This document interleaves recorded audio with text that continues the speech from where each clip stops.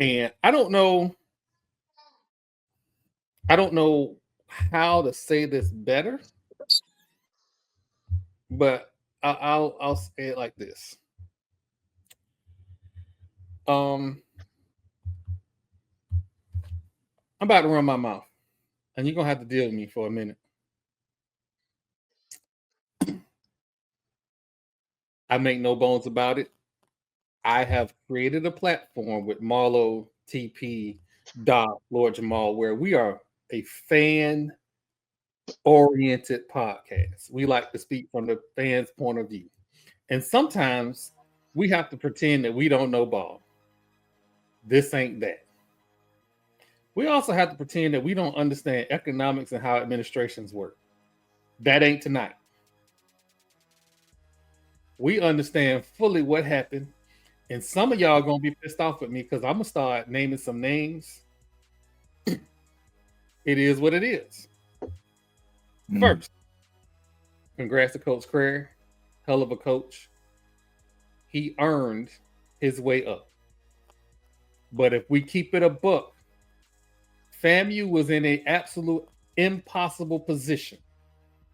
One, you are coming off of a big scandal at the beginning of the year. Before that, you're coming off the loss of the national championship winning coach. So you have those two things impacting the decision making of stakeholders. And on this very podcast here, Devron Gibbons, the one that a lot of people complained about, told you, I am the employee of FAMU. When we have all of that, we now have to add into the fact that let's just go ahead and call it a book. The Board of Trustees did not have faith in Tiffany Dawn Sykes. Whether that's right, wrong, indifferent, they did not. So any and everything that she did from the time that they lost faith in her is colored.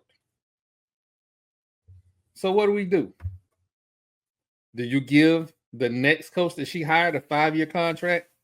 Remember, the coach before him had a 5-year contract and resulted in no wins.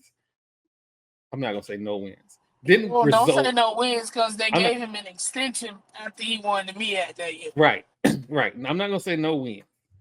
He won the MEAC. He got his extension, but it was short-lived. And they suffered through, correct me if I'm wrong, 3 years of losing after he got his extension? Yeah, pretty much. Yeah. We're losing, like not even like competitive losing. Because we being serious, we not that much of a serious basketball school. So it wasn't competitive losing. We were getting our teeth kicked in every night. So we dealing with that. And now you're asking an organization that does not trust the athletic department's leadership to make a hire and commit long term when they, in their minds, have not committed to her long term. It's an impossible situation. Yes, two things can be true. Yes, Crarey got disrespected by the Board of Trustees, but the Board of Trustees, with their fiduciary responsibilities that did not trust, and it wasn't just the Board of Trustees, and everybody need to quit acting like it was just the Board of Trustees. It was fans, it was alumni, it was boosters. A lot of people didn't trust the AD. It wasn't just the board. So when we have these discussions about, oh, Tiffany Dawn Sykes and this, listen, the woman is probably an absolute wonderful woman. I did not get a chance to interview her. I've discussed why on this podcast. Did not have a chance to, was not comfortable in the environment when I was at SWAC Media Day for football. All of that I've made public. I don't know this lady. She could be a good person. She could be a bad person. I do not know. What I do know is that Crarey was in an impossible position. The Board of Trustees was in an impossible position. You have a situation where the president of the university is being pushed out. The AD got pushed out by the interim president. What were you to do? Of course, the easy thing was just to give him a 5-year contract. And let's not get it twisted. Crarey is my guy.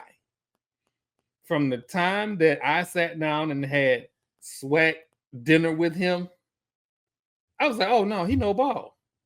That was my guy. I was on the bandwagon. But I also got to be real with myself. The Board of Trustees was in an impossible position. And here's the funny part about being in an impossible position. They was in a no-lose situation. If Crarey was successful and they gave him an extension and he stayed at FAMU, it is a win for the university. If Crarey was unsuccessful and he didn't stay with the university, it was a win for the university. If Crarey was successful and left the university, here's the funny part. It's a win for the university. Why is it a win for the university? Because we are in a different era of athletics. There is a transfer portal where right now almost 2,000 athletes are sitting in the portal of 4,000. Almost half of the available talent that's not from high school. Half of the available talent that's already played college athletics in some form is in the portal. So if you hire a coach, he can put together a squad. And at the very least, if he's competent and has an idea of what he wants to do, be able to come close to what Crarey did. I'm not saying it's going to be the exact same thing. I'm not saying it's going to be the exact, but there is opportunity.